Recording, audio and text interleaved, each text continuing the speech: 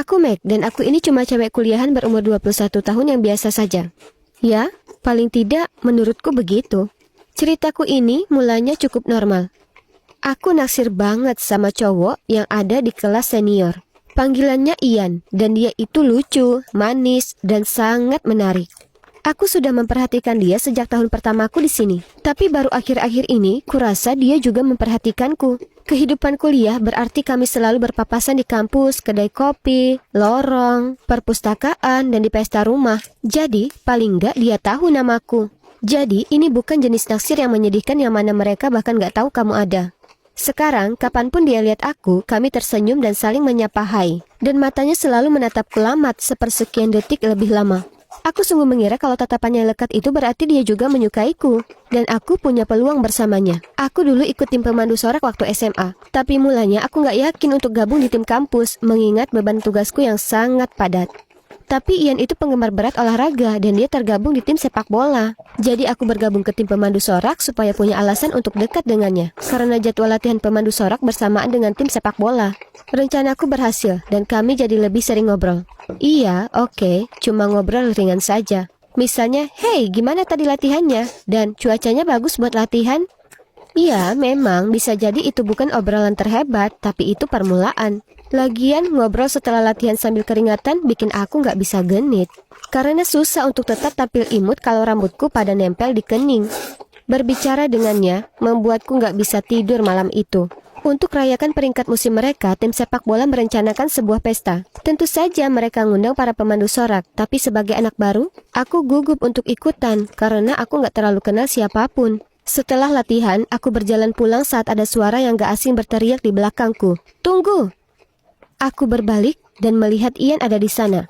Meskipun sangat senang, aku nggak bisa menghilangkan perasaan kalau aku sedang diawasi. Aku nengok ke kanan sedikit dan lihat seorang wanita di dalam mobil hitam mewah sedang menatapku. Tapi saat aku melihatnya, dia menutup jendela mobil dan berpaling. Itu agak aneh. Tapi aku nggak peduli karena gebetanku ini sedang berdiri tepat di hadapanku. Kamu bakal datang ke pesta kan? Ajak temanmu juga ya, makin ramai makin asik. Ian tersenyum padaku. Aku berdiri di sana linglung, tapi aku berhasil mengangguk dan berkata, ya, tentu. Dia segera berjalan pergi, tapi nggak lupa berbalik lalu berkata padaku, sampai ketemu malam ini. Kakiku lemas rasanya dan aku harus bersandar ke dinding terdekat untuk menyeimbangkan diri. Apa ini nyata? Kucubit diriku, ini sungguh nyata adanya. Ian sebenarnya baru saja mengajakku kencan, kan? Lalu aku melihat sesuatu. Ian masuk ke sisi penumpang dari mobil hitam tadi dengan wanita yang menatap aneh itu. Ini janggal. Maksudku, dia ini siapa? Mungkin dia itu tantenya atau siapalah dan dia cuma menatapku dengan aneh. Apa karena Ian cerita padanya semua tentangku? Kegembiraan mengesampingkan perasaanku yang gak nyaman. Aku bergegas pulang supaya bisa menyiapkan pakaianku. Di perjalanan pulang, aku menelpon sahabatku Liv. Ian menyuruhku bawa teman, lalu siapa lagi yang akan kuajak?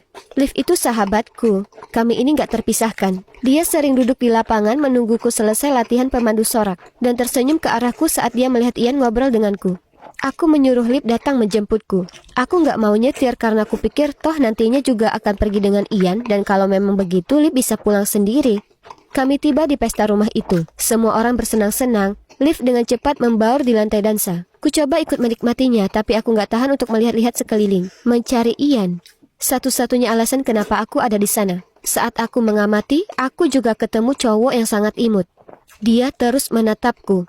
Seimut apapun dia, pandanganku tetap tertuju pada Ian. Setelah sekitar 10 kali mengitari rumah yang penuh sesak itu, akhirnya kutemukan Ian. Dia berjalan dengan gelas merah di tangannya, dengan santai menepuk-nepuk semua orang.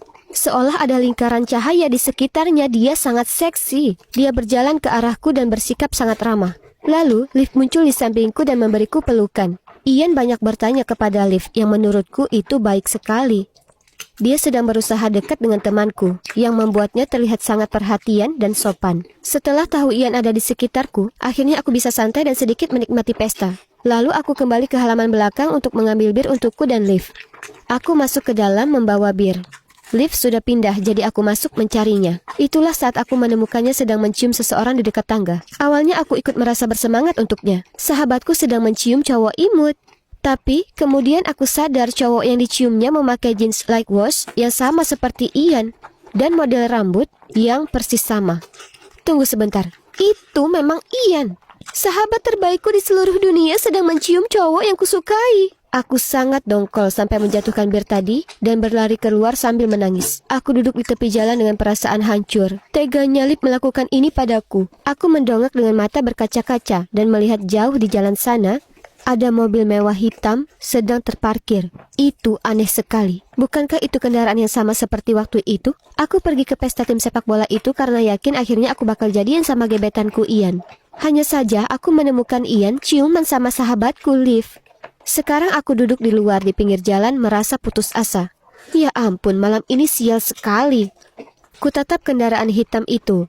Kenapa membuntutiku? Mungkin aku perlu ke sana dan memeriksanya? Tiba-tiba ada tangan yang menepuk pundakku.